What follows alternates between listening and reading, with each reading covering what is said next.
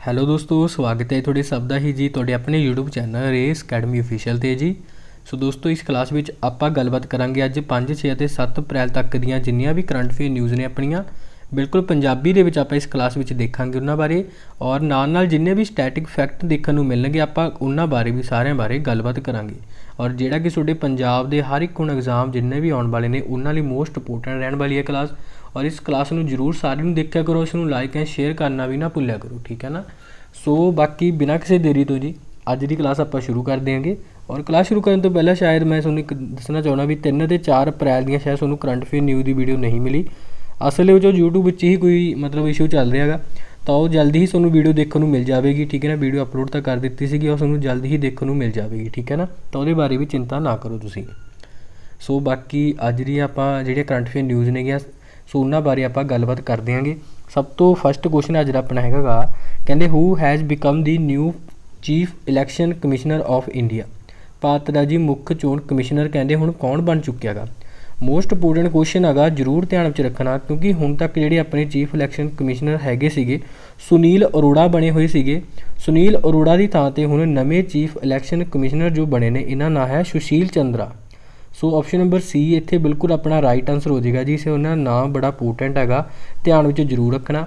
ਬਾਕੀ ਇਹ ਆਪਣੇ 24ਵੇਂ ਨੰਬਰ ਦੇ ਹੁਣ ਚੀਫ ਇਲੈਕਸ਼ਨ ਕਮਿਸ਼ਨਰ ਬਣੇ ਨੇਗੇ ਸੁਸ਼ੀਲ ਚੰਦਰਾ, ਠੀਕ ਹੈ ਨਾ। ਸੋ ਇਹਨਾਂ ਦਾ ਨਾਮ ਜ਼ਰੂਰ ਧਿਆਨ ਵਿੱਚ ਰੱਖਣਾ। ਬਾਕੀ ਦੇਖੋ ਗੱਲ ਇੱਥੇ ਇਲੈਕਸ਼ਨ ਦੀ ਆਈ ਆ, ਤਾਂ ਆਪਣੇ ਭਾਰਤ ਵਿੱਚ ਜਿਹੜਾ ਇਹ ਆਪਣਾ ਇਲੈਕਸ਼ਨ ਕਮਿਸ਼ਨ ਆ ਨਾ, ਅਸਲ ਵਿੱਚ ਇਹਦੀ ਸਥਾਪਨਾ ਹੋਈ ਸੀਗੀ 25 ਜਨਵਰੀ ਸੰਨ 1950 ਦੇ ਵਿੱਚ ਹੋਈ ਸੀਗੀ। ਇਹ ਵੀ ਤੁਸੀਂ ਨਾਲ ਧਿਆਨ ਵਿੱਚ ਰੱਖ ਸਕਦੇ ਹੋ। ਆਪਣੇ ਪਹਿਲੇ ਭਾਰਤ ਦੇ ਜਿਹੜੇ ਚੀਫ ਇਲੈਕਸ਼ਨ ਕਮਿਸ਼ਨਰ ਹੈਗੇ ਸੀ ਉਹਨਾਂ ਦਾ ਨਾਂ ਸੀਗਾ ਸੁਕੁਮਾਰ ਸੇਨ ਬਾਰੇ ਯਾਦ ਰੱਖ ਸਕਦੇ ਹੋ। ਬਾਕੀ ਇਹਦੀ ਸਥਾਪਨਾ ਹੋਈ ਸੀ 25 ਜਨਵਰੀ ਨੂੰ। ਸੋ ਦੈਟ 25 ਜਨਵਰੀ ਨੂੰ ਤਾਂ ਕਰਕੇ ਆਪਾਂ ਹਰ ਸਾਲ ਨੈਸ਼ਨਲ ਵੋਟਰਸ ਡੇ ਵੀ ਮਨਾਉਂਦੇ ਹੈਗੇ। ਤਾਂ ਇੰਨੇ ਕੁ ਫੈਕਟ ਇਸ ਕੁਐਸਚਨ ਨਾਲ ਰਿਲੇਟਡ ਧਿਆਨ ਵਿੱਚ ਰੱਖ ਲੈਣੇ। ਬਾਕੀ ਗੱਲ ਇਸ ਤੋਂ ਇਲਾਵਾ ਅਦਰ ਆਪਸ਼ਨ ਬਾਰੇ ਕਰ ਲੈਂਦੇ ਹਾਂ, ਇਹ ਵੀ ਇੰਪੋਰਟੈਂਟ ਨੇਗੇ ਕਿਉਂਕਿ ਰੀਸੈਂਟ ਦੇ ਇਹ ਵੀ ਨਿਊ ਅਪਾਇੰਟਮੈਂਟ ਜਿਹੜੀਆਂ ਹੋਈਆਂ ਨੇਗੀਆਂ। ਗੱਲ ਕਰੀਏ ਆਪਸ਼ਨ ਨੰਬਰ ਏ ਬਾਰੇ, ਆਦਿਲ ਜੈਨੂਲ ਭਾਈ। ਦੇਖੋ ਜੀ ਇਹਨਾਂ ਨੂੰ ਅਗਰ ਆਪਾਂ ਗੱਲ ਕਰੀਏ 2-3 ਦਿਨ ਪਹਿਲਾਂ ਇਹਨਾਂ ਨੂੰ ਆਪਣੇ ਭਾਰਤ ਦੇ ਵਿੱਚ ਕੈਪੈਸਿਟੀ ਬਿਲਡਿੰਗ ਕਮਿਸ਼ਨ ਦੇ ਨਵੇਂ ਹੈੱਡ ਦੇ ਵਜੋਂ ਚੁਣਿਆ ਗਿਆ ਸੀਗਾ। ਔਰ NV ਰਮਨ ਦਾ ਨਾਂ ਤਾਂ ਮੋਸਟ ਇੰਪੋਰਟੈਂਟ ਹੈਗਾ ਕਿਉਂਕਿ ਆਪਣੇ ਭਾਰਤ ਦੇ ਨਵੇਂ CJI ਬਣੇ ਨੇ, ਚੀਫ ਜਸਟਿਸ ਆਫ ਇੰਡੀਆ ਬਣੇ ਨੇ। ਕਿੰਨਵੇਂ ਨੰਬਰ ਦੇ ਬਣੇ ਨੇ ਭਲਾ? 48ਵੇਂ ਨੰਬਰ ਦੇ ਬਣੇ ਨੇ, ਇਹ ਜ਼ਰੂਰ ਯਾਦ ਰੱਖਣਾ। ਬਾਕੀ ਮੁਖਮੀਤ ਭਾਟੀਆ ਦਾ ਨਾਂ ਵੀ ਇੰਪੋਰਟੈਂਟ। 2-3 ਦਿਨ ਪਹਿਲਾਂ ਇਹਨਾਂ ਨੂੰ ਹੁਣ ESIC ਦੇ ਨਵੇਂ ਚੇਅਰਮੈਨ ਵਜੋਂ ਚੁਣਿਆ ਗਿਆ। ESIC ਭਲਾ ਇੰਪਲੋਇਮੈਂਟ ਸਟੇਟ ਇੰਸ਼ੋਰੈਂਸ ਕਾਰਪੋਰੇਸ਼ਨ ਇਹਦਾ ਪੂਰਾ ਨਾਂ ਗਾ। ਸੋ ਇਹਨਾਂ ਬਾਰੇ ਵੀ ਯਾਦ ਜ਼ਰੂਰ ਰੱਖ ਲੈਣ। ਬਾਕੀ ਸੁਸ਼ੀਲ ਚੰਦਰਾ ਨਾਮ ਮੋਸਟ ਇੰਪੋਰਟੈਂਟ ਹੈ। ਔਰ option number B NV Raman ਦਾ ਨਾਮ ਮੋਸਟ ਇੰਪੋਰਟੈਂਟ ਹੈ, ਨਵੇਂ CJI ਬਣੇ ਨੇ ਭਾਰਤ ਦੇ। ਸੋ ਇੰਨੇ ਕੁ ਫੈਕਟ ਯਾਦ ਰੱਖਣੇ। ਬਾਕੀ ਗੱਲ ਕਰਦੇ ਹਾਂ ਨੈਕਸਟ ਕੁਐਸਚਨ ਬਾਰੇ। ਇਨ ਵਿਚ state the countries first agriculture based solar power plant has been setup. ਦੇਖੋ ਜੀ ਕਹਿੰਦੇ ਕਿਹੜੇ ਰਾਜ ਦੇ ਵਿੱਚ ਆਪਣੇ ਦੇਸ਼ ਦਾ ਪਹਿਲਾ ਖੇਤੀਬਾੜੀ ਆਧਾਰਿਤ ਸੌਰ ਊਰਜਾ ਪਲਾਂਟ ਸਥਾਪਿਤ ਕੀਤਾ ਗਿਆ ਗਾ। ਅਜਿਹਾ ਇਹ ਖੇਤੀਬਾੜੀ ਆਧਾਰਿਤ ਪਹਿਲਾ ਸੋਲਰ ਪਾਵਰ ਪਲਾਂਟ ਹੈ ਜਿਹੜਾ ਭਾਰਤ ਦੇ ਰਾਜਸਥਾਨ ਸਟੇਟ ਦੀ ਜੋ ਕੈਪੀਟਲ ਹੈ ਜੈਪੁਰ ਦੇ ਵਿੱਚ ਕੀ ਹੁਣ ਸੈਟਅਪ ਕੀਤਾ ਗਿਆ ਗਾ। ਅਸਲ ਦੇ ਵਿੱਚ ਜਿਹੜਾ ਇਹ ਸੋਲਰ ਪਾਵਰ ਪਲਾਂਟ ਹੈ ਨਾ, ਇਹ ਖੇਤੀਬਾੜੀ ਦੇ ਕੰਮਾਂ ਲਈ ਹੀ ਯੂਜ਼ ਕੀਤਾ ਜਾਇਆ ਕਰੇਗਾ। ਔਰ ਪਹਿਲਾ ਅਜਿਹਾ ਖੇਤੀਬਾੜੀ ਬੇਸਡ ਸੋਲਰ ਪਾਵਰ ਪਲਾਂਟ ਆ, ਤਾਂ ਕਰਕੇ ਇੰਪੋਰਟੈਂਟ ਕੁਐਸਚਨ। ਹਰ ਸਾਲ ਇਹਦੇ ਵਿੱਚ 17 ਲੱਖ ਯੂਨਿਟ ਜਿਹੜੀ ਬਿਜਲੀ ਪੈਦਾ ਕੀਤੀ ਜਾਇਆ ਕਰੇਗੀ ਐਗਰੀਕਲਚਰ ਦੇ ਕੰਮਾਂ ਵਾਸਤੇ, ਠੀਕ ਹੈ ਨਾ। ਸੋ ਬਸ ਇਹੀ ਯਾਦ ਰੱਖਣਾ ਵੀ ਇਹ ਕਿੱਥੇ ਸੈਟਅਪ ਕੀਤਾ ਗਿਆ ਗਾ। ਇਹ ਰਾਜਸਥਾਨ ਸਟੇਟ ਵਿੱਚ ਕੀਤਾ ਗਿਆ ਸਭ ਤੋਂ ਪਹਿਲਾਂ, ਠੀਕ ਹੈ ਨਾ। ਤਾਂ ਇਹਦੇ ਬਾਰੇ ਤੁਸੀਂ ਯਾਦ ਰੱਖ ਲੈਣਾ। ਬਾਕੀ ਇਸ ਤੋਂ ਇਲਾਵਾ ਗੱਲ ਦੇਖੋ ਰਾਜਸਥਾਨ ਦੀ ਆ ਗਈ ਹੈ, ਤਾਂ ਰਾਜਸਥਾਨ ਬਾਰੇ ਦੇਖ ਲੈਂਦੇ ਹਾਂ। ਸਭ ਤੋਂ ਪਹਿਲਾਂ ਦੇਖੋ ਕੈਪੀਟਲ ਜਿੱਥੇ ਬਣਾਇਆ ਜਾਵੇਗਾ ਜੈਪੁਰ ਆ। ਜੈਪੁਰ ਵੈਸੇ ਇੰਪੋਰਟੈਂਟ ਹੈ, ਪਿੰਕ ਸਿਟੀ ਆਫ ਇੰਡੀਆ ਵੀ ਇਸ ਨੂੰ ਕਿਹਾ ਜਾਂਦਾ ਗਾ। ਔਰ ਜੈਪੁਰ ਦੀ ਦੇਖੋ ਇੱਕ ਪੁਲਿਸ ਅਕੈਡਮੀ ਹੈਗੀ, ਉਸ ਨੂੰ ਹੁਣ recently best institute for training ਦਾ ਸਟੇਟਸ ਦਿੱਤਾ ਗਿਆ ਸੀਗਾ, ਠੀਕ ਹੈ ਸਰਕਾਰ ਵੱਲੋਂ। ਤਾਂ ਇਹ ਯਾਦ ਰੱਖਣਾ। ਬਾਕੀ ਜੈਪੁਰ ਦੇ ਵਿੱਚ ਹੀ ਆਪਣੇ ਦੇਸ਼ ਦਾ ਪਹਿਲਾ ਅੰਗਦਾਨ ਸਮਾਰਕ ਵੀ ਬਣਾਇਆ ਜਾਵੇਗਾ, ਜਾਣੀ ਕਿ ਆਰਗਨ ਡੋਨਰ ਮੈਮੋਰੀਅਲ ਵੀ ਸਥਾਪਿਤ ਕੀਤਾ ਜਾਵੇਗਾ। ਇਹ ਤੁਸੀਂ ਜ਼ਰੂਰ ਧਿਆਨ ਵਿੱਚ ਰੱਖਣਾ। ਬਾਕੀ ਅਗਰ ਆਪਾਂ ਰਾਜਸਥਾਨ ਬਾਰੇ ਦੇਖੀਏ ਤਾਂ ਇੱਥੋਂ ਦੇ CM ਦਾ ਹੈਗਾ ਜੀ ਅਸ਼ੋਕ ਗਹਿਲੋਤ ਸਾਹਿਬ। ਗਵਰਨਰ ਦੀ ਮੈਂ ਗੱਲ ਕਰਾਂ ਤਾਂ ਕਲਰਾਜ ਮਿਸ਼ਰਾ ਬਣੇ ਹੋਏ ਨੇ। ਬਾਕੀ ਕੁਝ ਯੋਜਨਾਵਾਂ ਜਿਹੜੀਆਂ ਰਾਜਸਥਾਨ ਨਾਲ ਰਿਲੇਟਡ ਨੇ ਮੈਂ ਤੁਹਾਨੂੰ ਦੱਸ ਦਿੰਦਾ ਗਾ। ਜਿਵੇਂ ਕਿ ਰਾਜਸਥਾਨ ਨੇ ਰੀਸੈਂਟਲੀ ਆਪਣੇ ਰਾਜਸਥਾਨ ਦੇ ਵਿੱਚ ਕੀ ਸਟੇਡੀਅਮ ਬਣਾਉਣ ਵਾਸਤੇ ਇੱਕ ਯੋਜਨਾ ਲੈ ਕੇ ਆਏ ਸੀ, ਔਰ ਉਸ ਯੋਜਨਾ ਨਾਲ ਅਸੀਂ ਮੇਜਰ ਧਿਆਨ ਚੰਦ ਸਟੇਡੀਅਮ ਯੋਜਨਾ ਯਾਦ ਰੱਖਣਾ। ਬਾਕੀ ਇਸ ਤੋਂ ਇਲਾਵਾ ਇੱਕ ਯੋਜਨਾ ਇਹਨਾਂ ਨੇ ਮੁੱਖ ਮੰਤਰੀ ਚਰਨਜੀਵੀ ਨੂੰ ਵੀ ਸ਼ੁਰੂ ਕੀਤਾ ਸੀ ਰੀਸੈਂਟਲੀ। ਬਾਕੀ ਇਸ ਤੋਂ ਇਲਾਵਾ ਵਨ ਰਾਸ਼ਨ ਕਾਰਡ ਪ੍ਰਣਾਲੀ ਨੂੰ ਲਾਗੂ ਕਰਨ ਵਾਲਾ ਰੀਸੈਂਟਲੀ 12ਵਾਂ ਰਾਜ ਬਣਿਆ ਆਪਣੇ ਹੁਣ ਭਾਰਤ ਦਾ ਰਾਜਸਥਾਨ, ਠੀਕ ਹੈ। ਬਾਕੀ ਇਸ ਤੋਂ ਇਲਾਵਾ ਹੋਰ ਯੋਜਨਾਵਾਂ ਜਿਵੇਂ ਕਿ ਇੰਦਰਾ ਰਸੋਈ ਯੋਜਨਾ ਰਾਜਸਥਾਨ ਦੀ ਆ, ਇੰਦਰਾ ਗਾਂਧੀ ਮਾਤਰੇਤਵ ਯੋਜਨਾ ਇਹ ਵੀ ਰਾਜਸਥਾਨ ਦੀ ਆ, ਔਰ ਇੱਕ ਪਾਲਿਸੀ ਲੈ ਕੇ ਆਏ ਸੀ ਇਹ ਵੈਸੇ ਐਮ ਸੈਂਡ ਪਾਲਿਸੀ ਉਹਦਾ ਨਾਮ, ਇਹ ਯਾਦ ਰੱਖਣਾ ਬਸ, ਰਾਜਸਥਾਨ ਨਾਲ ਇਹ ਸੰਬੰਧਿਤ ਹੈਗੀ ਆ। ਤਾਂ ਇੰਨੀਆਂ ਕੁ ਨਿਊਜ਼ ਰਾਜਸਥਾਨ ਨਾਲ ਰਿਲੇਟਡ ਯਾਦ ਰੱਖ ਲੈਣੀਆਂ ਬਹੁਤ ਨੇਗੀਆਂ, ਠੀਕ ਹੈ ਜੀ।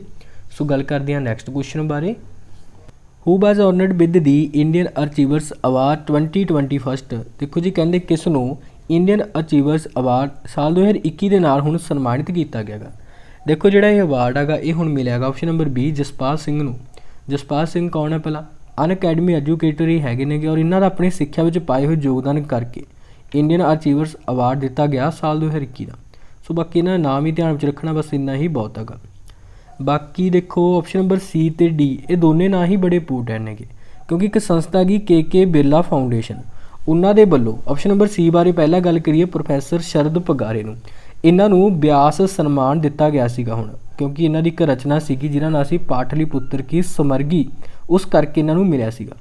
ਔਰ ਇਸੇ ਤਰੀਕੇ ਨਾਲ KK ਬਿਰਲਾ ਫਾਊਂਡੇਸ਼ਨ ਵੱਲੋਂ ਆਪਸ਼ਨ ਨੰਬਰ D ਜਾਣੀ ਕਿ ਡਾਕਟਰ ਸ਼ਰਦ ਕੁਮਾਰ ਲਿੰਬਾਲੇ ਸਾਹਿਬ, ਇਹਨਾਂ ਨੂੰ ਸਰਸਵਤੀ ਸਨਮਾਨ ਮਿਲਿਆ ਸੀਗਾ। ਮਰਾਠੀ ਭਾਸ਼ਾ ਦੇ ਕੇ ਲੇਖਕ ਹੈਗੇ ਨੇ ਸ਼ਰਦ ਕੁਮਾਰ ਲਿੰਬਾਲੇ, ਉਹਨਾਂ ਨੇ ਇੱਕ ਰਚਨਾ ਸੀ ਸਨਾਤਨ, ਉਸ ਕਰਕੇ ਇਹਨਾਂ ਨੂੰ ਇਹ ਅਵਾਰਡ ਦਿੱਤਾ ਗਿਆ ਸੀ ਸਰਸਵਤੀ KK ਬਿਰਲਾ ਫਾਊਂਡੇਸ਼ਨ ਵੱਲੋਂ। ਸੋ ਇਹਨਾਂ ਨਾਮ ਬੜੇ ਇੰਪੋਰਟੈਂਟ ਨੇ। ਬਾਕੀ ਆਸ਼ਾ ਭੋਸਲੇ ਆਪਸ਼ਨ ਨੰਬਰ A ਵਿੱਚ ਪਿਆ ਗਾ, ਇਹਨਾਂ ਨੂੰ ਹੁਣ ਥੋੜ੍ਹੇ ਦਿਨ ਪਹਿਲਾਂ ਮਹਾਰਾਸ਼ਟਰ ਭੂਸ਼ਣ ਅਵਾਰਡ ਮਿਲਿਆ ਸੀਗਾ ਜੀ। ਸੋ ਆਸ਼ਾ ਭੋਸਲੇ ਦਾ ਨਾਮ ਵੀ ਧਿਆਨ ਵਿੱਚ ਰੱਖ ਸਕਦੇ ਹੋ ਤੁਸੀਂ। ਸੋ ਗੱਲ ਕਰਦੇ ਹਾਂ ਨੈਕਸਟ ਕੁਐਸਚਨ ਬਾਰੇ। Who has won the Miami open tennis championship. ਦੇਖੋ ਜੀ ਕਹਿੰਦੇ ਮਿਆਮੀ ਓਪਨ ਟੈਨਿਸ ਚੈਂਪੀਅਨਸ਼ਿਪ ਕਹਿੰਦੇ ਹੁਣ ਕਿਸ ਨੇ ਜਿੱਤੀ ਹੈਗੀ। ਅਸਲ ਦੇ ਵਿੱਚ ਜਿਹੜੀ ਇਹ ਮਿਆਮੀ ਓਪਨ ਟੈਨਿਸ ਚੈਂਪੀਅਨਸ਼ਿਪ ਇਹਦੇ ਬਾਰੇ ਗੱਲ ਕਰੀਏ ਤਾਂ ਇਹਦੇ ਵਿੱਚ ਵੂਮੈਨ ਸਿੰਗਲ ਦਾ ਖਿਤਾਬ ਔਰ ਮੈਨ ਸਿੰਗਲ ਦੋਨਾਂ ਬਾਰੇ ਗੱਲ ਕਰਾਂਗੇ। ਆਪਸ਼ਨ ਵਿੱਚ ਆਪਾਂ ਨੂੰ ਗੱਲ ਕੀਤੀ ਗਈ ਵੂਮੈਨ ਸਿੰਗਲ ਬਾਰੇ ਪਹਿਲਾਂ, ਤਾਂ ਵੂਮੈਨ ਸਿੰਗਲ ਇਸ ਮਿਆਮੀ ਓਪਨ ਟੈਨਿਸ ਚੈਂਪੀਅਨਸ਼ਿਪ ਵਿੱਚ ਜਿੱਤਿਆ ਜੀ ਆਸ਼ਲੇ ਬਾਰਟੀ ਨੇ। ਆਪਸ਼ਨ ਨੰਬਰ D ਬਿਲਕੁਲ ਆਪਣਾ ਰਾਈਟ ਆਂਸਰ ਹੋ ਜਾਏਗਾ। ਇਸ ਵਾਰੀ ਕੀ ਪਿਛਲੀ ਵਾਰ ਵੀ ਇਹਨਾਂ ਨੇ ਹੀ ਜਿੱਤਿਆ ਸੀ, ਸੋ ਤੁਸੀਂ ਕਹਿ ਸਕਦੇ ਹੋ ਲਗਾਤਾਰ 2 ਵਾਰੀ ਇਹਨਾਂ ਨੇ ਖਿਤਾਬ ਜਿੱਤਿਆ ਹੈਗਾ ਮਿਆਮੀ ਓਪਨ ਟੈਨਿਸ ਚੈਂਪੀਅਨਸ਼ਿਪ। ਔਰ ਇਹ ਆਸਟ੍ਰੇਲੀਆ ਕੰਟਰੀ ਦੀ ਬੜੀ ਜਾਣੀ ਮਾਨੀ ਟੈਨਿਸ ਪਲੇਅਰ ਹੈਗੀ ਐਸ਼ਲੇ ਬਾਰਟੀ। ਸੋ ਇਹਨਾਂ ਨਾਮ ਜ਼ਰੂਰ ਧਿਆਨ ਵਿੱਚ ਰੱਖ ਲੈਣਾ। ਬਾਕੀ ਗੱਲ ਕਰੀਏ ਮੈਨ ਸਿੰਗਲ ਬਾਰੇ, ਇਸ ਕੱਪ ਦੇ ਜੋ ਮੈਨ ਸਿੰਗਲ ਦਾ ਖਿਤਾਬ ਹੈਗਾ ਉਹ ਇੱਕ ਪਲੇਅਰ ਨੇਗੇ ਹੋਬਰਟ ਹਾਰਕੇਜ਼ ਇਹਨਾਂ ਦਾ ਨਾਮ ਹੈ, ਜੋ ਕਿ ਪੋਲੈਂਡ ਕੰਟਰੀ ਦੇ ਪਲੇਅਰ ਨੇ। ਇਹਨਾਂ ਨੇ ਮੈਨ ਸਿੰਗਲ ਦਾ ਖਿਤਾਬ ਜਿੱਤਿਆ ਇਸ ਟੂਰਨਾਮੈਂਟ ਵਿੱਚ, ਤਾਂ ਇਹਨਾਂ ਬਾਰੇ ਯਾਦ ਰੱਖ ਲੈਣਾ। ਬਾਕੀ ਦੇਖੋ ਜਿਹੜੇ ਉਧਰ ਅਫਸਰ ਪਏ ਨੇਗੇ ਇਹ ਵੀ ਕੁਝ ਪਲੇਅਰ ਨੇ ਟੈਨਿਸ ਦੇ, ਤੁਹਾਨੂੰ ਮੈਂ ਦੱਸ ਦੇਣਾ ਕਿਹੜੀ ਕੰਟਰੀ ਤੋਂ ਬਿਲੋਂਗ ਕਰਦੇ। ਸੋਫੀਆ ਕੈਨਿਨ ਹੈ ਜੋ ਇਹ USA ਦੀ ਟੈਨਿਸ ਪਲੇਅਰ ਹੈ। ਸਾਨੀਆ ਮਿਰਜ਼ਾ ਤੁਹਾਨੂੰ ਪਤਾ ਆਪਣੀ ਇੰਡੀਆ ਦੀ ਹੀ ਟੈਨਿਸ ਪਲੇਅਰ ਹੈਗੀ। ਔਰ ਨਿਓਮੀ ਓਸਾਕਾ ਇਹਨਾਂ ਬਾਰੇ ਯਾਦ ਰੱਖਣਾ, ਜਾਪਾਨ ਦੀ ਇੱਕ ਫੇਮਸ ਟੈਨਿਸ ਪਲੇਅਰ ਹੈ ਨਿਓਮੀ ਓਸਾਕਾ। ਸੋ ਇਹਨਾਂ ਬਾਰੇ ਵੀ ਯਾਦ ਰੱਖ ਸਕਦੇ ਹੋ, ਕਿਉਂਕਿ ਕਈ ਵਾਰ ਐਗਜ਼ਾਮ ਵਿੱਚ ਆਪਾਂ ਨੂੰ ਪਲੇਅਰ ਦਾ ਨਾਂ ਦੇ ਕੇ ਪੁੱਛ ਲੈਂਦੇ ਨੇਗੇ ਵੀ ਇਹ ਕਿਹੜੀ ਕੰਟਰੀ ਦਾ ਪਲੇਅਰ ਇਹ ਹੈਗਾ, ਜਾਂ ਫਿਰ ਪੁੱਛ ਲੈਂਦੇ ਨੇ ਵੀ ਕਿਸੇ ਖੇਡ ਦੇ ਨਾਲ ਸੰਬੰਧਿਤ ਇਹ ਪਲੇਅਰ ਜਿਹੜਾ ਹੈਗਾ, ਠੀਕ ਹੈ ਨਾ। ਸੋ ਇਹ ਵੀ ਤੁਸੀਂ ਜ਼ਰੂਰ ਯਾਦ ਰੱਖਿਆ ਕਰੋ। ਸੋ ਗੱਲ ਕਰਦੇ ਹਾਂ ਜੀ ਨੈਕਸਟ ਕੁਐਸਚਨ ਬਾਰੇ।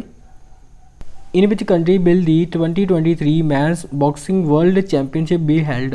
ਕਹਿੰਦੇ ਜੀ ਕਿਸ ਦੇਸ਼ ਵਿੱਚ ਸਾਲ 2023 ਦੀ ਜੋ ਪੁਰਸ਼ ਬਾਕਸਿੰਗ ਵਰਲਡ ਚੈਂਪੀਅਨਸ਼ਿਪ ਹੋਏਗੀ ਉਹ ਕਿਹੜੀ ਕੰਟਰੀ ਵਿੱਚ ਹੋਣ ਵਾਲੀ ਆ। ਦੇਖੋ ਜੋ ਸਾਲ 2023 ਦੀ ਮੈਨਸ ਬਾਕਸਿੰਗ ਵਰਲਡ ਚੈਂਪੀਅਨਸ਼ਿਪ ਹੈਗੀ ਇਹਦੀ ਅਨਾਊਂਸਮੈਂਟ ਹੁਣ ਕੀਤੀ ਗਈ, ਔਰ ਇਹ ਜਿਹੜੀ ਹੋਣ ਵਾਲੀ ਆ ਉਜ਼ਬੇਕਿਸਤਾਨ ਕੰਟਰੀ ਵਿੱਚ ਹੋਣ ਵਾਲੀ ਆ। ਇਹ ਕੁਐਸਚਨ ਤਾਂ ਐਡ ਕੀਤਾ ਗਿਆ ਕਿਉਂਕਿ ਪਹਿਲੀ ਵਾਰ ਉਜ਼ਬੇਕਿਸਤਾਨ ਹੈ ਜੋ ਇਸ ਟੂਰਨਾਮੈਂਟ ਨੂੰ ਹੋਸਟ ਕਰਨ ਵਾਲਾ ਗਾ। ਸੋ ਇਹਦੇ ਬਾਰੇ ਯਾਦ ਰੱਖਣਾ, ਉਜ਼ਬੇਕਿਸਤਾਨ ਦੀ ਜੋ ਕੈਪੀਟਲ ਹੈਗੀ ਤਾਸ਼ਕੰਦ ਹੈਗੀ ਕੈਪੀਟਲ, ਤਾਸ਼ਕੰਦ ਦੇ ਵਿੱਚ ਇਹ ਟੂਰਨਾਮੈਂਟ ਹੋਣੇ ਆ ਸਾਲ 2023 ਦੇ। ਬਸ ਇੰਨਾ ਹੀ ਯਾਦ ਰੱਖਣਾ ਇਸ ਕੁਐਸਚਨ ਨਾਲ ਰਿਲੇਟਡ। ਬਾਕੀ ਉਜ਼ਬੇਕਿਸਤਾਨ ਦੀ ਜੋ ਕਰੰਸੀ ਹੈ ਸੋਮ ਹੈ, ਕੈਪੀਟਲ ਸੋ ਮੈਂ ਦੱਸ ਦਿੱਤੀ ਤਾਸ਼ਕੰਦ ਹੈ, ਠੀਕ ਹੈ ਨਾ, ਇਹ ਯਾਦ ਰੱਖਣਾ। ਨੈਕਸਟ ਕੁਐਸਚਨ ਬਾਰੇ ਦੇਖਦੇ ਹਾਂ। Which bank tied up with PhonePe to issue FASTag. ਦੇਖੋ ਜੀ ਕਹਿੰਦੇ ਕਿਸ ਬੈਂਕ ਨੇ ਫਾਸਟ ਟੈਗ ਦੇ ਲਈ ਫੋਨਪੇ ਦੇ ਨਾਲ ਹੁਣ ਸਮਝੌਤਾ ਕੀਤਾ ਗਾ। ਸੋ ਇਹਦੇ ਬਾਰੇ ਯਾਦ ਰੱਖਣਾ ਜਿਹੜਾ ਸਮਝੌਤਾ ਜੀ ਹੁਣ ICICI ਬੈਂਕ ਦੇ ਦੁਆਰਾ ਕੀਤਾ ਗਿਆ ਵਿਦ ਫੋਨਪੇ, ਠੀਕ ਹੈ ਨਾ। ਤਾਂ ਇਹਦੇ ਬਾਰੇ ਬਸ ਤੁਸੀਂ ਇਹੀ ਯਾਦ ਰੱਖਣਾ। ਅਸਲ ਦੇ ਵਿੱਚ ਜੋ ਆਪਣਾ ਦੇਖੋ ਫਾਸਟ ਟੈਗ ਹੁੰਦਾ ਗਾ, ਤਾਂ ਆਪਾਂ ਪਹਿਲਾਂ ਫਾਸਟ ਟੈਗ ਦੀ ਸੁਵਿਧਾ ਲੈਣ ਵਾਸਤੇ ਕਿਸੇ ਵੀ ਸ਼ਾਪ 'ਤੇ ਜਾਂਦੇ ਸੀ, ਤਾਂ ਤੁਹਾਨੂੰ ਕਿਸੇ ਵੀ ਸ਼ਾਪ 'ਤੇ ਜਾਣ ਦੀ ਜ਼ਰੂਰਤ ਨਹੀਂ। ਜਿਹੜੀ ਇਹ ਸੁਵਿਧਾ ਤੁਹਾਨੂੰ ਸਿੰਪਲੀ ਆਪਣੇ ਫੋਨਪੇ ਅਕਾਊਂਟ 'ਤੇ ਹੀ ਮਿਲ ਜਾਵੇਗੀ ਅਗਰ ਤੁਸੀਂ UPI ਯੂਜ਼ ਕਰਦੇ ਹੋਗੇ, ਠੀਕ ਹੈ ਨਾ। UPI ਮਤਲਬ ਯੂਨੀਫਾਈਡ ਪੇਮੈਂਟ ਇੰਟਰਫੇਸ ਹੁੰਦਾ ਇਹਦਾ ਪੂਰਾ ਨਾਮ। ਸੋ ਬਸ ਇਹੀ ਯਾਦ ਰੱਖਣਾ, ICICI ਬੈਂਕ ਦੇ ਦੁਆਰਾ ਹੁਣ ਰੀਸੈਂਟਲੀ ਜੋ ਫਾਸਟ ਟੈਗ ਦੇ ਲਈ ਸਮਝੌਤਾ ਕੀਤਾ ਗਿਆ ਫੋਨਪੇ ਦੇ ਨਾਲ ਕੀਤਾ ਗਿਆ, ਤਾਂ ਇਹਦੇ ਬਾਰੇ ਬਸ ਯਾਦ ਰੱਖਣਾ। ਬਾਕੀ ਦੇਖੋ ICICI ਬੈਂਕ ਨੇ ਪਿੱਛੇ ਦਸੰਬਰ ਦੇ ਵਿੱਚ ਕੀਤਾ ਸ਼ਾਇਦ ਉਹ ਸਮਝੌਤਾ, ਗੂਗਲ ਪੇ ਦੇ ਨਾਲ ਵੀ ਸਮਝੌਤਾ ਕੀਤਾ ਸੀਗਾ, ਠੀਕ ਹੈ ਨਾ, ਫਾਸਟ ਟੈਗ ਨੂੰ ਲੈ ਕੇ ਹੀ। ਅਤੇ ਹੁਣ ਇਹ ਸਮਝੌਤਾ ਇਹਨਾਂ ਨੇ ਫੋਨਪੇ ਨਾਲ ਵੀ ਕੀਤਾ ਗਾ, ਅਤੇ ਇਹਦੇ ਬਾਰੇ ਬਸ ਇੰਨਾ ਕੁ ਯਾਦ ਰੱਖ ਲੈਣਾ। ਬਾਕੀ ਦੇਖੋ ਫੋਨਪੇ ਅਤੇ ICICI ਬੈਂਕ ਬਾਰੇ ਦੇਖ ਲੈਂਦੇ ਆਪਾਂ। ਪਹਿਲਾਂ ਗੱਲ ਕਰ ਲੈਂਦੇ ਹਾਂ फ़ोनपे बारे। देखो फ़ोनपे ਦਾ ਜਿਹੜਾ ਹੈੱਡਕੁਆਟਰ ਤੁਹਾਨੂੰ ਮਿਲ ਜਾਵੇਗਾ ਬੈਂਗਲੁਰੂ ਸ਼ਹਿਰ ਵਿੱਚ, ਔਰ ਇਹਦੇ CEO ਬਣੇ ਹੋਏ ਨੇ ਸਮੀਰ ਨਿਗਮ ਸਾਹਿਬ। ਔਰ ਇਸੇ ਤਰੀਕੇ ਨਾਲ ਦੇਖੀਏ ICICI ਬੈਂਕ ਬਾਰੇ, ਇਹਦਾ ਜਿਹੜਾ ਹੈੱਡਕੁਆਟਰ ਹੈ ਤੁਹਾਨੂੰ ਮੁੰਬਈ ਸ਼ਹਿਰ ਵਿੱਚ ਦੇਖਣ ਨੂੰ ਮਿਲ ਜਾਵੇਗਾ। ਔਰ ਇਹਦੇ MD ਅਤੇ CEO ਜਿਹੜੇ ਹੈਗੇ ਨੇ ਸੰਦੀਪ ਬਖਸ਼ੀ ਬਣੇ ਹੋਏ ਨੇ। ਅਪੂਟਾ ਨਾਮ ਹੈ ਸੰਦੀਪ ਬਖਸ਼ੀ ਦਾ, ਇਹਨਾਂ ਬਾਰੇ ਜਰਾ ਯਾਦ ਰੱਖਣਾ, ਠੀਕ ਹੈ ਨਾ। ਸੋ ਨੈਕਸਟ ਕੁਐਸਚਨ ਬਾਰੇ ਦੇਖਦੇ ਹਾਂ।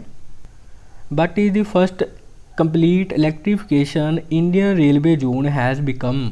ਦੇਖੋ ਜੀ ਕਹਿੰਦੇ ਕਿਹੜਾ ਰੇਲਵੇ ਜ਼ੋਨ ਪਹਿਲਾ ਪੂਰਨ ਬਿਜਲੀਕਰਨ ਵਾਲਾ ਰੇਲਵੇ ਜ਼ੋਨ ਬਣ ਚੁੱਕਿਆ ਹੈਗਾ।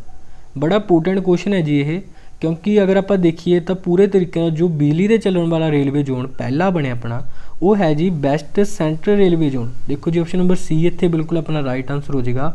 ਮੋਸਟ ਇੰਪੋਰਟੈਂਟ ਕੁਐਸਚਨ ਹੈਗਾ।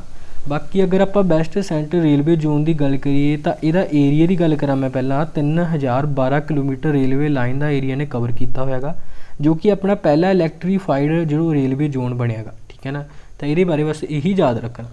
ਬਾਕੀ ਵੈਸੇ ਆਪਣੇ ਇੰਡੀਅਨ ਰੇਲਵੇ ਵੱਲੋਂ ਇਹੀ ਕਿਹਾ ਗਿਆ ਸੀ, ਕਹਿੰਦੇ ਸਾਲ 2023 ਤੱਕ ਨਾ ਜਿੰਨਾ ਵੀ ਆਪਣੇ ਸਾਰੇ ਰੇਲਵੇ ਜ਼ੋਨ ਨੇਗੇ ਉਹ ਪੂਰੇ ਤਰੀਕੇ ਨਾਲ ਇਲੈਕਟਰੀਫਾਈਡ ਹੋ ਜਾਣਗੇ। ਇਸ ਦੇ ਤਹਿਤ ਹੀ ਹੁਣ ਸਭ ਤੋਂ ਪਹਿਲਾ ਜ਼ੋਨ ਜੋ ਕੀਤਾ ਗਿਆ ਹੈਗਾ ਵੈਸਟ ਸੈਂਟਰਲ ਜ਼ੋਨ ਕੀਤਾ ਗਿਆ ਹੈਗਾ। ਬਾਕੀ ਇਸ ਤੋਂ ਇਲਾਵਾ ਇੱਕ ਫੈਕਟ ਤੁਹਾਨੂੰ ਮੈਂ ਹੋਰ ਬਤਾ ਦੇਣਾ, ਸਾਲ 2030 ਤੱਕ ਵੀ ਆਪਣੇ ਇੰਡੀਅਨ ਰੇਲਵੇ ਨੇ ਏਮ ਰੱਖਿਆ ਹੈਗਾ। ਸਾਲ 2030 ਤੱਕ ਰੇਲਵੇ ਨੇ ਕਿਹਾ ਹੈਗਾ ਵੀ ਪੂਰੇ ਤਰੀਕੇ ਨਾਲ ਜੋ ਰੇਲਵੇ ਸਿਸਟਮ ਹੈ ਸਾਰਾ ਗ੍ਰੀਨ ਐਨਰਜੀ 'ਤੇ ਕੰਮ ਕਰੇਗਾ। ਗ੍ਰੀਨ ਐਨਰਜੀ ਕੀ ਹੁੰਦੀ ਹੈ ਹੁਣ ਭਲਾ? ਦੇਖੋ ਗ੍ਰੀਨ ਐਨਰਜੀ ਨੂੰ ਤੁਸੀਂ ਰੀਨਿਊਏਬਲ ਐਨਰਜੀ ਵੀ ਕਹਿ ਸਕਦੇ ਹੋ, ਜਿਹੜੀ ਐਨਰਜੀ ਮਤਲਬ ਕਦੇ ਵੀ ਖਤਮ ਨਹੀਂ ਹੁੰਦੀ, ਜਿਵੇਂ ਸੋਲਰ ਐਨਰਜੀ ਹੋ ਗਈ, ਵਿੰਡ ਐਨਰਜੀ ਹੋ ਗਈ। ਤਾਂ ਇਸ ਤਰੀਕੇ ਦੀ ਐਨਰਜੀ 'ਤੇ ਚੱਲੇਗਾ ਸਾਲ 2030 ਤੱਕ, ਪੂਰੇ ਤਰੀਕੇ ਨਾਲ ਇਲੈਕਟਰੀਫਾਈਡ ਹੋਏਗਾ ਸਾਲ 2023 ਤੱਕ। ਇਸ ਦੇ ਤਹਿਤ ਪਹਿਲਾ ਰੇਲਵੇ ਜ਼ੋਨ ਇਲੈਕਟਰੀਫਾਈਡ ਹੋਇਆਗਾ ਵੈਸਟ ਸੈਂਟਰਲ ਰੇਲਵੇ, ਠੀਕ ਹੈ ਨਾ। ਤਾਂ ਇਹਦੇ ਬਾਰੇ ਬਸ ਤੁਸੀਂ ਇੰਨੇ ਫੈਕਟ ਯਾਦ ਰੱਖ ਲੈਣੇ, ਠੀਕ ਹੈ ਨਾ। ਬਾਕੀ ਕੁਐਸਚਨ ਵਿੱਚ ਗੱਲ ਰੇਲਵੇ ਦੀ ਕੀਤੀ ਗਈ ਆ, ਤਾਂ ਰੇਲਵੇ ਬਾਰੇ ਕੁਝ ਕੁ ਫੈਕਟ ਦੇਖ ਲੈਂਦੇ ਆਪਾਂ। ਦੇਖੋ ਰੇਲਵੇ ਮਿਨਿਸਟਰ ਕੌਣ ਨੇ ਪਹਿਲਾਂ ਤਾਂ ਆਪਣੇ ਪਤਾ ਹੋਣਾ ਚਾਹੀਦਾ ਤੁਹਾਨੂੰ, ਪਿਊਸ਼ ਗੋਇਲ ਸਾਹਿਬ ਬਣੇ ਹੋਏ ਨੇ ਐਟ ਪ੍ਰੈਜ਼ੈਂਟ। ਰੇਲਵੇ ਦੇ ਆਪਣੇ ਨਵੇਂ CEO ਬਣੇ ਸੀ, ਉਹਨਾਂ ਨਾਂ ਸੀ ਸੁਨੀਤ ਸ਼ਰਮਾ ਸਾਹਿਬ, ਠੀਕ ਹੈ ਨਾ, ਯਾਦ ਰੱਖਣਾ। ਵੈਸੇ ਪਹਿਲਾਂ ਇਸ ਤੋਂ ਪਹਿਲਾਂ ਜੋ CEO ਹੈਗੇ ਸੀ ਨਾ BK ਯਾਦਵ ਸੀਗੇ। BK ਯਾਦਵ ਦਾ ਨਾਂ ਨਿਊਜ਼ ਵਿੱਚ ਤਾਂ ਸੀਗਾ ਕਿਉਂਕਿ ਇਹਨਾਂ ਨੂੰ ਇੱਕ ਅਵਾਰਡ ਮਿਲਿਆ ਗਾ ਸਾਲ 2020 ਦਾ ਇੰਜੀਨੀਅਰ ਅਵਾਰਡ ਮਿਲਿਆ ਇਹਨਾਂ ਨੂੰ BK ਯਾਦਵ ਨੂੰ, ਤਾਂ ਕਰਕੇ ਇਹਨਾਂ ਨਾਂ ਵੀ ਨਿਊਜ਼ ਵਿੱਚ ਚੱਲ ਰਿਹਾ ਸੀ। ਇਹ ਤੁਸੀਂ ਧਿਆਨ ਵਿੱਚ ਰੱਖ ਸਕਦੇ ਹੋਗੇ। ਬਾਕੀ ਦੇਖੋ ਰੇਲਵੇ ਬਾਰੇ ਗੱਲ ਆਈ ਆ ਤਾਂ ਰੇਲਵੇ ਨੇ ਬਹੁਤ ਸਾਰੇ ਮਤਲਬ ਆਪਣੀਆਂ ਚੀਜ਼ਾਂ ਦੇ ਨਾਮ ਕੁਝ ਚੇਂਜ ਕਰੇ ਨੇਗੇ। ਉਹਨਾਂ ਵਿੱਚ ਮੈਂ ਤੁਹਾਨੂੰ ਇੰਪੋਰਟੈਂਟ ਦੱਸ ਦਿੰਦਾ ਗਾ। ਇਹਨਾਂ ਦੀ ਇੱਕ ਰੇਲਵੇ ਟ੍ਰੇਨ ਸੀਗੀ ਜਿਹਦਾ ਨਾਂ ਸੀ ਹਾਵੜਾ ਕਾਲਕਾ ਟ੍ਰੇਨ। ਹਾਵੜਾ ਕਾਲਕਾ ਜੋ ਟ੍ਰੇਨ ਸੀ ਉਹਦਾ ਨਾਮ ਚੇਂਜ ਕਰਕੇ ਹੁਣ ਇਹਨਾਂ ਨੇ ਨੇਤਾ ਜੀ ਸੁਭਾਸ਼ ਚੰਦਰ ਬੋਸ ਦੀ ਜੋ ਜਯੰਤੀ ਸੀ ਉਸ ਦੇ ਉੱਤੇ ਨੇਤਾ ਜੀ ਐਕਸਪ੍ਰੈਸ ਰੱਖਿਆ ਸੀ, ਉਸ ਟ੍ਰੇਨ ਦਾ ਨਾਮ ਚੇਂਜ ਕਰਕੇ। ਇਹ ਤੁਸੀਂ ਧਿਆਨ 'ਚ ਰੱਖਣਾ। ਬਾਕੀ ਕੁਝ ਇੱਕ ਆਪਣੇ ਰੇਲਵੇ ਸਟੇਸ਼ਨ ਨੇ ਕਰਨਾਟਕ ਦੇ ਨੇ, ਵੈਸੇ ਉਹ ਰੇਲਵੇ ਸਟੇਸ਼ਨ ਦੋ ਨੇਗੇ। ਪਹਿਲਾ ਸੀ ਹਾਵੇਰੀ ਰੇਲਵੇ ਸਟੇਸ਼ਨ, ਉਸ ਦਾ ਨਾਮ ਚੇਂਜ ਕਰਕੇ ਇਹਨਾਂ ਨੇ ਮਹਾਦੇਵੱਪਾ ਮਲਾਰਾ ਰੇਲਵੇ ਸਟੇਸ਼ਨ ਰੱਖਿਆ ਸੀ। ਔਰ ਇਸੇ ਤਰੀਕੇ ਨਾਲ ਕਰਨਾਟਕ ਦਾ ਇੱਕ ਹੋਰ ਰੇਲਵੇ ਸਟੇਸ਼ਨ ਹੈ ਹੁਬਲੀ ਰੇਲਵੇ ਸਟੇਸ਼ਨ, ਉਸ ਦਾ ਨਾਮ ਚੇਂਜ ਕਰਕੇ ਸ਼੍ਰੀ ਸਿੱਧਰੂਦਾ ਸਵਾਮੀ ਦੇ ਨਾਮ 'ਤੇ ਰੱਖਿਆ ਸੀਗਾ। ਸੋ ਇਹਨਾਂ ਬਾਰੇ ਵੀ ਤੁਸੀਂ ਧਿਆਨ ਵਿੱਚ ਜ਼ਰੂਰ ਰੱਖਣਾ, ਇੰਪੋਰਟੈਂਟ ਕੁਐਸਚਨ ਨੇ। ਸੋ ਬਾਕੀ ਦੇਖ ਰਹੇ ਹਾਂ ਜੀ ਆਪਣਾ ਨੈਕਸਟ ਕੁਐਸਚਨ ਹੈ ਜਿਹਦਾ ਹੂ will be awarded the cling Ratan award for 2021। ਕਹਿੰਦੇ ਜੀ ਕਿਸ ਨੂੰ ਸਾਲ 2021 ਦਾ ਕਲਿੰਗ ਰਤਨ ਪੁਰਸਕਾਰ ਦਿੱਤਾ ਜਾਵੇਗਾ। ਦੇਖੋ ਅਗਰ ਆਪਾਂ ਇਸ ਪੁਰਸਕਾਰ ਬਾਰੇ ਦੇਖੀਏ ਤਾਂ ਇਹ ਜਿਹੜਾ ਹੁਣ ਅਵਾਰਡ 2021 ਦਾ ਮਿਲਣ ਵਾਲਾ ਗਾ ਵਿਸ਼ਵ ਭੂਸ਼ਣ ਹਰੀਚੰਦਰਨ ਨੂੰ। ਆਪਸ਼ਨ ਨੰਬਰ C ਇੱਥੇ ਰਾਈਟ ਆਨਸਰ ਹੋ ਜਾਵੇਗਾ ਜੀ। ਆਂਧਰਾ ਪ੍ਰਦੇਸ਼ ਦੇ ਗਵਰਨਰ ਨੇ ਵਿਸ਼ਵ ਭੂਸ਼ਣ ਹਰੀਚੰਦਰਾ ਸਾਹਿਬ, ਔਰ ਆਪਣੇ ਭਾਰਤ ਦੇ ਜੋ ਵਾਈਸ ਪ੍ਰੈਜ਼ੀਡੈਂਟ ਨੇ M ਵੈਂਕਈਆ ਨਾਇਡੂ, ਉਹਨਾਂ ਦੇ ਵੱਲੋਂ ਇਹਨਾਂ ਨੂੰ ਜਿਹੜਾ ਇੱਕ ਕਲਿੰਗ ਰਤਨ ਅਵਾਰਡ ਦਿੱਤਾ ਜਾਵੇਗਾ। ਸੋ ਇਹਨਾਂ ਨਾਮ ਹੀ ਯਾਦ ਰੱਖਣਾ, ਬਸ ਇਹੀ ਇੰਪੋਰਟੈਂਟ ਹੈ ਜੀ। ਬਾਕੀ ਆਪਸ਼ਨ ਨੰਬਰ A ਅਤੇ B ਬਾਰੇ ਆਪਾਂ ਨੇ ਪਿਛਲੇ ਕੁਐਸਚਨ ਵਿੱਚ ਹੀ ਗੱਲ ਕਰੀ ਆ। ਡਾਕਟਰ ਸ਼ਰਨ ਕੁਮਾਰ ਲਿੰਬਾਲੇ ਨੂੰ 30ਵਾਂ ਸਰਸਵਤੀ ਸਨਮਾਨ ਮਿਲੇਗਾ। ਪ੍ਰੋਫੈਸਰ ਸ਼ਰਦ ਪਗਾਰੇ ਨੂੰ 31ਵਾਂ ਬਿਆਸ ਸਨਮਾਨ ਮਿਲੇਗਾ। ਔਰ ਮੋਹਨ ਕ੍ਰਿਸ਼ਨ ਬੋਰਾ ਦਾ ਨਾਮ ਵੀ ਇੰਪੋਰਟੈਂਟ ਹੈ ਕਿਉਂਕਿ ਇਹਨਾਂ ਨੂੰ ਹੁਣ ਬਿਹਾਰੀ ਪੁਰਸਕਾਰ ਜੋ ਦਿੱਤਾ ਗਿਆ ਸੀਗਾ, 30ਵੇਂ ਨੰਬਰ ਦਾ ਬਿਹਾਰੀ ਪੁਰਸਕਾਰ ਮਿਲਿਆ ਸੀ। ਵੈਸੇ ਇਹਨਾਂ ਨੂੰ ਇਹਨਾਂ ਦੀ ਇੱਕ ਰਚਨਾ ਸੀ ਤਸਲੀਮਾ ਸੰਘਰਸ਼ ਔਰ ਸਾਹਿਤ ਹੈ, ਉਹਦੇ ਕਰਕੇ ਦਿੱਤਾ ਗਿਆ ਗਾ, ਠੀਕ ਹੈ ਨਾ। ਇਹ ਬਾਰੇ ਯਾਦ ਰੱਖਣਾ। ਸੋ ਗੱਲ ਕਰਦੇ ਹਾਂ ਜੀ ਨੈਕਸਟ ਕੁਐਸਚਨ ਬਾਰੇ। The program aim prime launched by NITI Aayog is related to. ਦੇਖੋ ਜੀ ਕਹਿੰਦੇ ਨੀਤੀ ਆਯੋਗ ਦੇ ਦੁਆਰਾ ਲਾਂਚ ਕੀਤਾ ਗਿਆ ਇੱਕ ਪ੍ਰੋਗਰਾਮ ਜਿਹਦਾ ਨਾਮ ਹੈਗਾ ਏਮ ਪ੍ਰਾਈਮ, ਕਿਸ ਦੇ ਨਾਲ ਸੰਬੰਧਿਤ ਹੈਗਾ। ਦੇਖੋ ਜਿਹੜਾ ਇਹ ਪ੍ਰੋਗਰਾਮ ਸੰਬੰਧਿਤ ਹੈ ਜੀ ਆਪਸ਼ਨ ਨੰਬਰ D ਇੱਥੇ ਰਾਈਟ ਆਨਸਰ ਹੋ ਜਾਏਗਾ ਪ੍ਰਮੋਟਿੰਗ ਸਾਇੰਸ ਬੇਸਡ ਸਟਾਰਟਅਪਸ, ਯਾਨੀ ਕਿ ਆਪਣੇ ਭਾਰਤ ਵਿੱਚ ਸਾਇੰਸ ਦੇ ਆਧਾਰ 'ਤੇ ਜੋ ਵੀ ਨਵੇਂ ਕੰਮ ਨੇ ਸਟਾਰਟਅਪ ਹੈਗੇ ਨੇਗੇ ਉਹਨਾਂ ਨੂੰ ਹੋਰ ਉਤਸ਼ਾਹ ਦੇਣ ਵਾਸਤੇ ਇਹ ਪ੍ਰੋਗਰਾਮ ਨੀਤੀ ਆਯੋਗ ਨੇ ਹੁਣ ਸ਼ੁਰੂ ਕੀਤਾ।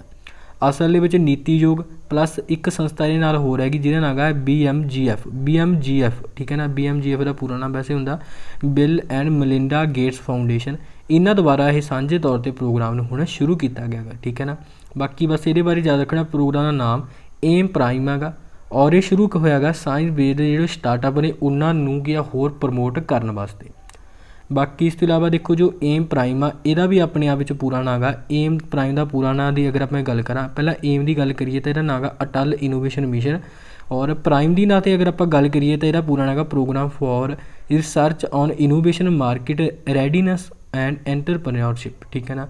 तो ये भी तुसी याद जरूर रख सकते हो। बाकी इस तो इलावा गल करिए नीति आयोग बारे, देखो नीति आयोग की जो स्थापना अपने भारत में साल 2015 के विच प्लैनिंग कमीशन की थां ते कीती गई सी। नीति आयोग के जो चेयरमैन ने हमेशा प्रधानमंत्री होंगे ने, सो नरेंद्र मोदी एट प्रेजेंट ये चेयरमैन ने। और इस तो इलावा गल करिए वाइस प्रेजिडेंट की राजीव कुमार है ने जी। और CEO बारे देखिए तो अमिताभ कांत है ने नीति आयोग के CEO। सो इन्हों बारे भी ध्यान में रखना। सो गल करते हैं जी नैक्सट क्वेश्चन बारे विच लेकिन Jammu and Kashmir will be declared protected wetland. देखो जी कहते जम्मू कश्मीर की किहड़ी झील हुण सुरक्षित वैटलैंड हुण घोषित किया जाएगा। देखो असल दे विच जिहड़ा इहदा राइट आंसर है ना, सो इहदे which all of above he right answer हैगा। टोटल 6 इहदे विच लेक्स लईआं गईआं ने जम्मू कश्मीर दीआं। किहड़ियां लेक्स ने भला, देखो पहले तो डल लेक है, फिर बुलर हैगा, फिर पूरमंडल लेक भी इहदे विच शामिल की गई है। और इस तो इलावा गल करिए उधर 3 होर लेक्स, एक है नगीन और दूजी हैगी सनासर और थर्ड हैगी मनसा बल लेक, ठीक है ना। इस तरीके नाल जिहड़ियां 6 लेक्स ने इसनूं हुण प्रोटैक्टड वैटलैंड घोषित किया जाएगा, ठीक है जी। तो ये बारे तुसी जरूर ध्यान में रखना। बाकी जिहड़ियां लेक्स हैगियां ने कित्थों दियां ने, जम्मू कश्मीर दियां। जम्मू कश्मीर बारे देख लैंदे आ। जम्मू कश्मीर की कैपिटल याद रख लेना, 2 कैपिटल ने जी। विंटर कैपिटल है जम्मू और समर कैपिटल हैगी श्रीनगर। और इस तो इलावा जम्मू कश्मीर के जो चीफ जस्टिस रीसेंटली बने सीगे पंकज मित्तल साहब बने सीगे। जम्मू कश्मीर के लैफ्टिनेंट गवर्नर बारे देखिए तो मनोज सिन्हा बने हुए हैं, ठीक है ना। तो इन्ने क नाम ये रिलेटेड याद रखने। सो गल करते हैं नैक्सट क्वेश्चन बारे। The deputy governor of RBI relaxed his post his name. देखो जी कहते RBI के जो डिप्टी राजपाल से जानी कि गवर्नर से डिप्टी गवर्नर, उन्होंने अपना अहुदा छड्ड दिता जी। उन्होंने नाम की है असल दे विच जिहड़ा अपने RBI हुंदा ना, आपां नूं इहदे बारे पता होना चाहिए जो इहदा एक गवर्नर हुंदा गा और 4 इहदे डिप्टी गवर्नर हुंदे ने। 4 डिप्टी गवर्नर दे विचों एक डिप्टी गवर्नर सी जिहदा नाम सी BP कनूनगो। सो उन्हां दा हुण कार्यकाल पूरा हो चुक्या और उन्होंने अपना अहुदा छड्ड दिता BP कनूनगो ने। सो इन्हां नाम जरूर याद रखना BP कनूनगो दा। हुण इत्थे इन्हां दे 3 डिप्टी गवर्नर रह चुके हैं, कहण दा भाव एक नवां डिप्टी गवर्नर अपॉइंट किया जाएगा आने वाले समय में। सो उदों आपां देखांगे। फिलहाल ये जो 4 डिप्टी गवर्नर होंगे ने ये सूँ पता होने चाहिए ने। और इस तो इलावा 3 अदर जो डिप्टी गवर्नर ने कौन ने भला। Option number A which MD Patra साहब, महेश कुमार जैन और इस तो इलावा राजेश्वर राव साहब। ये तिन्ने इस तो इलावा हुण डिप्टी गवर्नर जिहड़े हैगे ने RBI दे। बाकी जो मुख गवर्नर ने वो आपां नूं पता हैगे ने शक्तिकांत दास साहब, ठीक है ना। शक्तिकांत दास वैसे 25वें नंबर के गवर्नर बने हुए हैं RBI दे हुण, ठीक है जी। सो इन्हां बारे भी याद रखना। बाकी देखो RBI के कई बार ना आपां नूं ब्रिटिश गवर्नर ही पूछा लिया जाता एग्जाम में, तो तुसीं स्टैट की जिक्र पॉइंट ऑफ व्यू तो याद रखना RBI के जो अपने पहले ब्रिटिश गवर्नर सी उन्होंने नाम सी ओसबोर्न स्मिथ, ठीक है ना, जान कि RBI के पहले गवर्नर। और इस तो इलावा RBI के अपने पहले भारतीय गवर्नर कौन बने सी भला, CD देशमुख बने सी। इन्हां बारे याद रखना। RBI की स्थापना हुई सी 1 अप्रैल 1935 नूं, ठीक है ना। ये बारे भी तुसीं ध्यान में रख सकते हो। सो गल करते हैं नैक्सट क्वेश्चन बारे जी। India's first environment minister has been passed away but is his name. देखो जी कहते भारत के पहले जो वातावरण मंत्री से उन्होंने देहांत हो चुका है तो उन्होंने अपने नाम दसना गा। हुण देखो जी अगर आप गल करिए तो इन्होंने नाम से दिग्विजय सिंह झाला। ऑप्शन नंबर C इत्थे राइट आंसर हो जाएगा जी। सो अपने भारत के पहले वातावरण मंत्री हैगे सीगे दिग्विजय सिंह झाला, जो कि गुजरात तो हैगे सी और हुण इन्हां दा देहांत हो चुका है। असल दे जो अपनी इन्वायरमेंट मिनिस्ट्री सी ना ये जिहड़ी बनी सीगी 1982 विच।